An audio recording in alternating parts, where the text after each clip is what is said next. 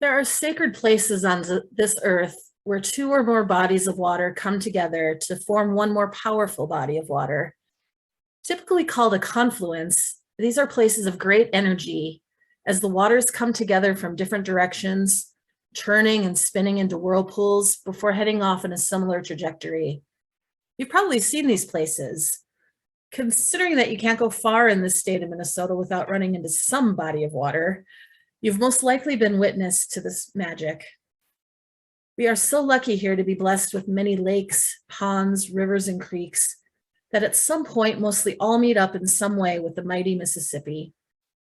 Right here in the multi-county Twin Cities area, there are 4 major rivers that confluence together. All are powerful and all are sacred, magical places. So sacred, in fact, that the indigenous Dakota people consider the confluence, or Bedote, as said in Dakota, of the Minnesota and the Mississippi rivers as the precise spot where they emerged into creation. If you visit that Bedote today, you can feel that sacred power.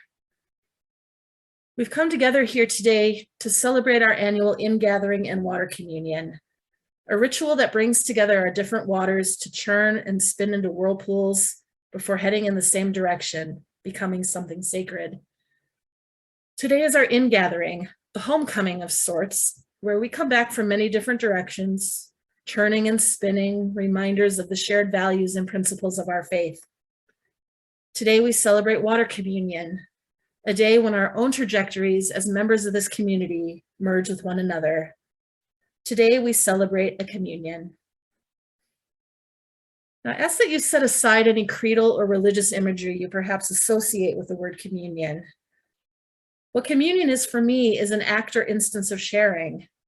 Just that, an act or instance of sharing. Yes, many of you brought actual water to share to the church this past week, but here today in this space, we have brought ourselves to share. We have come here together in this virtual space, somewhat like the confluence of 2 rivers, to participate in this deep spiritual act of sharing. We have returned here together as one community to share in our collective ministry for each other, just as we share the many waters we bring from our time apart. I love to look back at how rituals begin, and like many of our UU rituals, the origin story of our water communion is something very special. The original concept of the water communion service emerged from many ideas of water rituals tried over time, most of which never caught on throughout Unitarian Universalist congregations. Lucille Shuck Longview and Carolyn McDade, who were both lay leaders in their congregations, were asked to create a service for the Women and Religion Continental Convocation of Unitarian Universalists in East Lansing, Michigan in 1980. The service they created served as a launching point. They created a worship service centered on confluence, the merging together of sacred water, a universal symbol for women as a deep connection to life.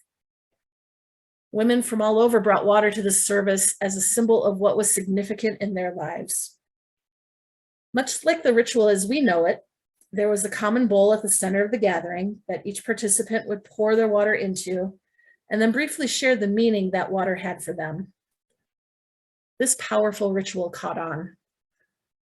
Longview and McDade wrote these words about the service they had created.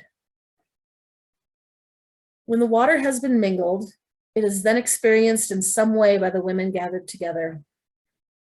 We have subsequently been in small groups who circled the bowl, putting our hands in it. We have witnessed the water passed around the circle as women used it to heal one another. We have seen ceremonies spontaneously shaped in the moment or carefully planned, each portion reflected upon. During or after the service, there should be an opportunity for those gathered to take a small portion of the water to be carried away. The collected and mingled water thus journeys on into individual lives and often flows into a common bowl at other water ceremonies. As the ritual is continued, water deepens in meaning for us, just as water deepens during its long and winding journey to the sea. Now, ultimately, they titled their finished worship service and ritual, "Coming Home Like Rivers to the Sea." That sounds amazing. Coming home like a river to the sea. There's a power there. Imagine where it begins. A tiny aquifer, a spring where a small trickle of water emerges from deep underground, flowing slowly into a little stream that becomes a larger creek. The creek continues to flow until it flows right into a river. The waters coming together into that river have come from many other little creeks and springs. That river deepens as more waters are merged into it, and then suddenly it finds itself merging into an even larger river. This continues for hundreds of miles, river after river merging together until the land disappears and all the waters that started at our little spring come home to the ocean together. This is a metaphor for us, a metaphor for our gathering here today. Each of us is like a spring flowing into a creek. Where we meet is at the river, a place of empowerment because it is where we come together as community. Our congregation is like that river, flowing together with the merged waters of its people all coming home together. We are indeed returning home. For all of us, the continuing frustrations and caution of the pandemic are weighing heavy on us. Getting away this summer took on new meaning. It meant getting away from Zoom. It meant safely seeing family for the first time in more than a year. Maybe it meant safe trips out of town, perhaps traveling far, or maybe just going on a few day trips. Even if you did not leave your own backyard this summer, you are still coming home to this church, bringing with you new perspective. Like those who journey far, far away with the promise of returning home to the open arms of people who care about them, so are we now returning to a congregation of open arms of people who support and care for each other. On this day that our metaphorical rivers come home to the ocean, we gather ourselves together to share our new perspectives from our journeys and to remind one another why we came together in community in the first place. We are coming home together to remember our covenant with one another. Consider this church as like that little spring of water trickling up from deep underground. That water can quench your thirst, but it's not going to fill you up. We can only learn so much from a spring, so we have to follow where it goes. We have to see for ourselves where that spring meets the larger water. Our covenant calls upon us to care for one another. You are a community that protects, inspires, engages with, and bears witness to each and every single one of you. We gather here in covenant and community, in ministry together as people through which amazing things can be accomplished here and in the world. We truly are the waters traveling from the tiny springs into creeks, into rivers, coming together in places of empowerment and covenant. We are the water that flows between and among all things. Our community is a confluence, a sacred place of great energy. As we and our waters come together from different directions, churning and spinning into whirlpools before heading off in a similar trajectory, may we think of ourselves as blessed to be back here together in communion again. May we remember why we have come home to this community. May we reaffirm our covenant, our coming together like many waters. And may this water communion, our act of sharing, be a sacred confluence.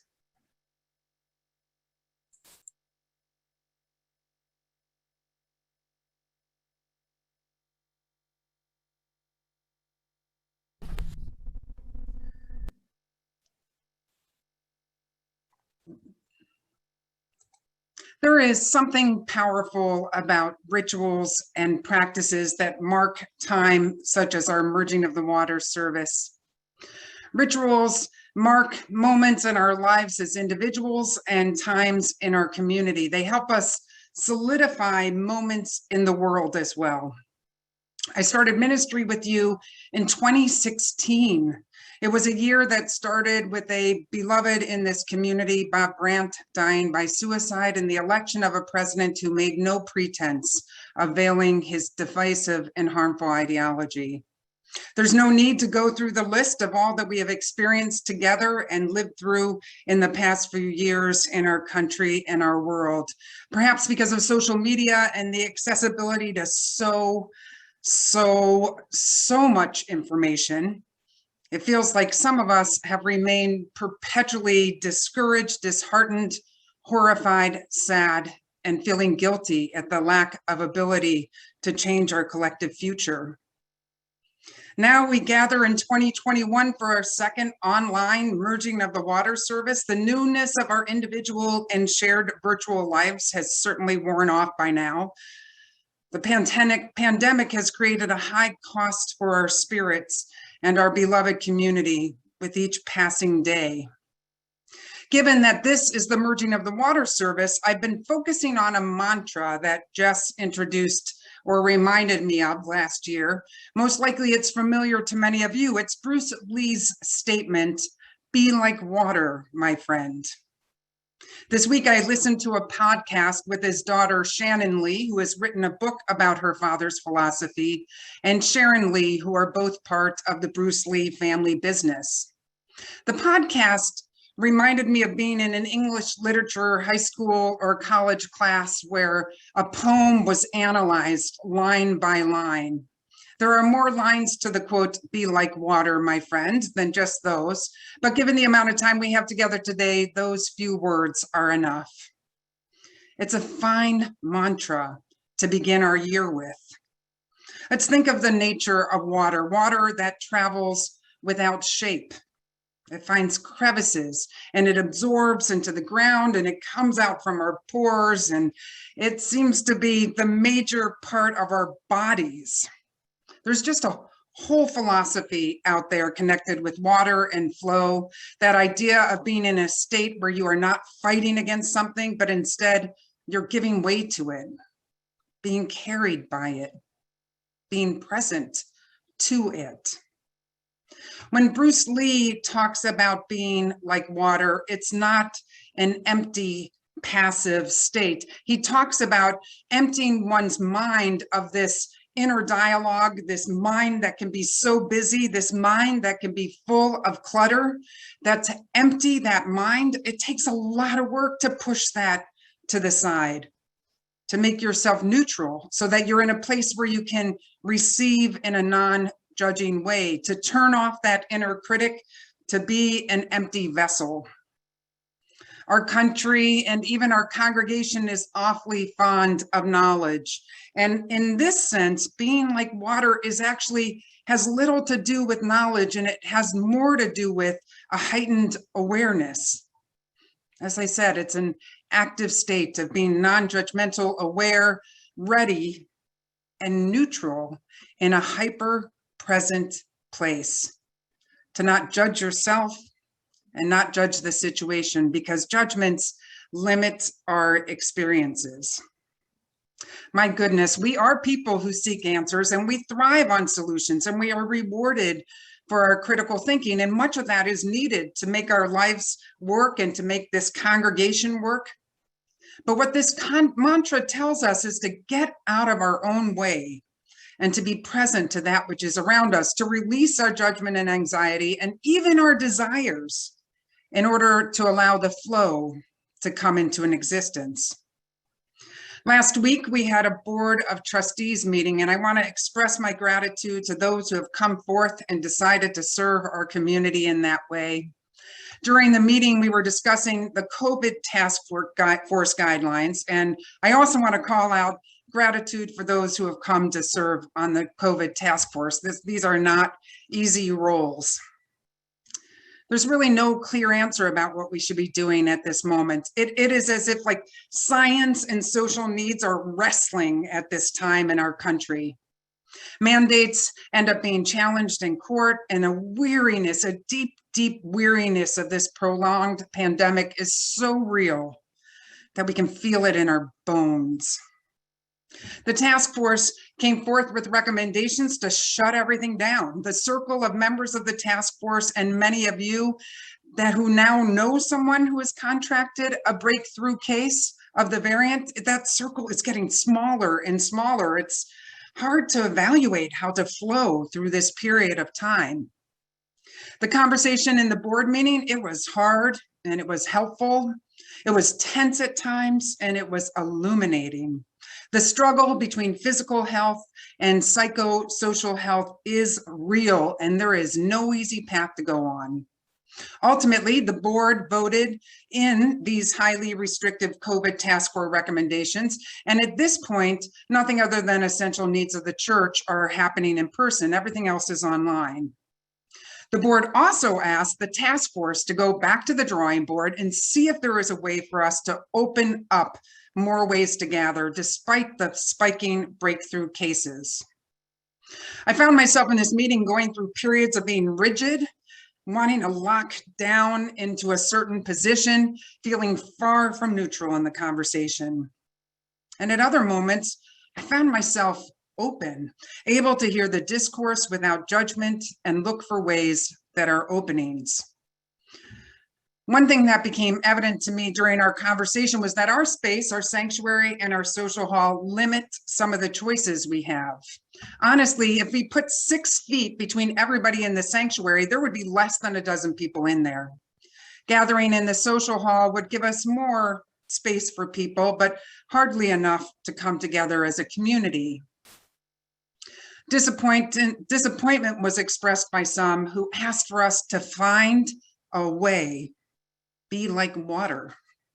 It became clear to me then that for me, this is my perspective, and you can push against it because that's what we can do in this community. The only way that we will be able to gather indoors is to find a larger space that we can use. We're pulling together a Beyond Oakley Drive task force, and their charge will be to have conversations with other churches, the Fridley School District, and our realtor to explore places we can rent.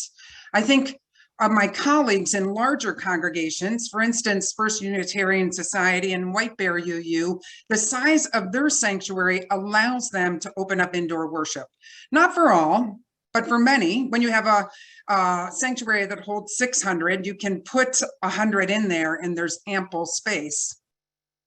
And the truth is that we have moved into a world of hybrid services and we're not going to go back. So we will find a way to have all of us be able to participate. Be like water, my friend. So how do we move through this period of time without crashing into one another and fighting the flow? How do we move through this time finding spaces of neutrality and openness that allow us to be creative in determining our future? If you listen to that little short mantra, it says more than be like water. It ends with my friend. As Lisa mentioned, we are a covenanted community. We're not just individuals with our own fears, hopes, and desires. We're a congregation drawing on shared values of mindful interdependence, authentic curiosity, and curious love. Very waterish, actually. Our mission statement declares that we commit ourselves to living out our mission of transforming lives and the world, using our resources of time and talent and treasure to create and enliven the community that we envision. Bruce Lee would use these words, my friend, across the board, whether he was speaking with a student, a family member, an adversary, or even himself. When one sees another as a friend, there is a softness and a kindness that exists. There's a sense of oneself in the other, and hopefully a gentleness towards our own being. Working to release that chatter in our heads that says discouraging words and creates chaos and judgment, that chatter which gets in the way of flow and clear thinking is not easy. As we move through these months together, I plan to hold those words, be like water, my friend, in my heart. I plan to use those words to help guide me through my days. I'll hold them during my times of darkness and anxiety and through times when I feel that magical flow, which I've already felt these past few months. I plan to lean into those images of the waterfalls and trickling streams that are open and that end up in that still water that we saw earlier.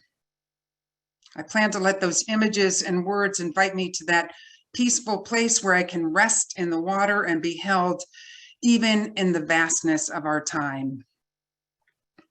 I've noticed that a number of my colleagues begin sermons and newsletters and columns with the words, "my friends."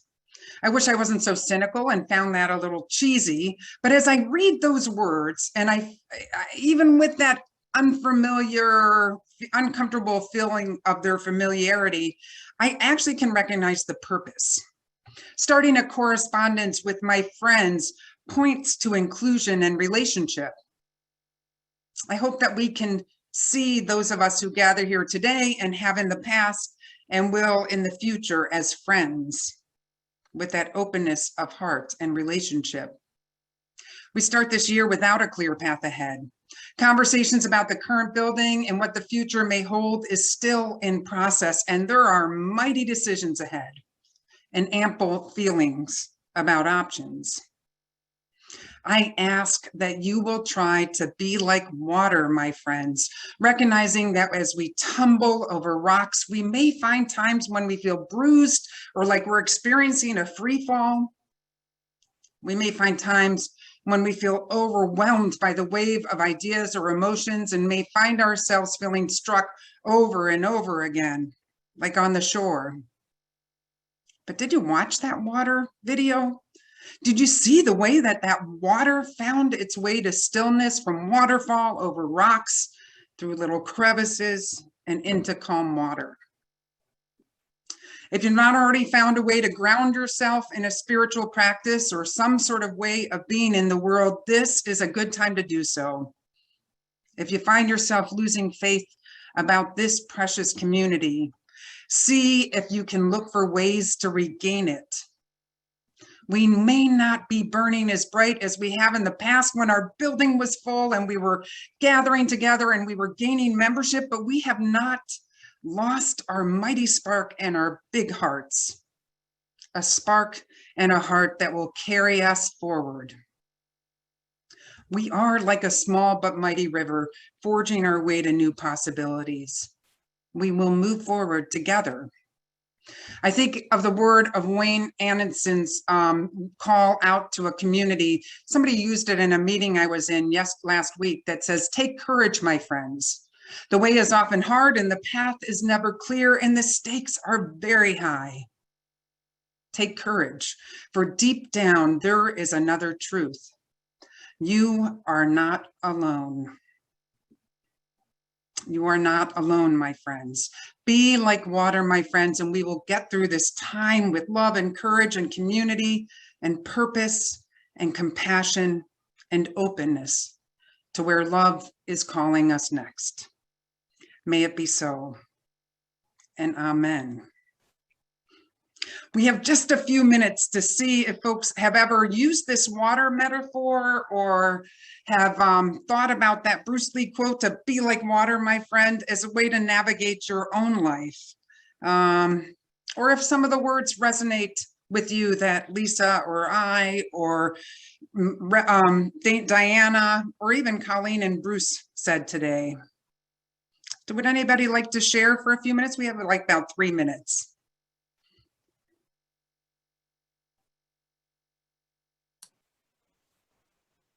You are also welcome to be in silence, my friends.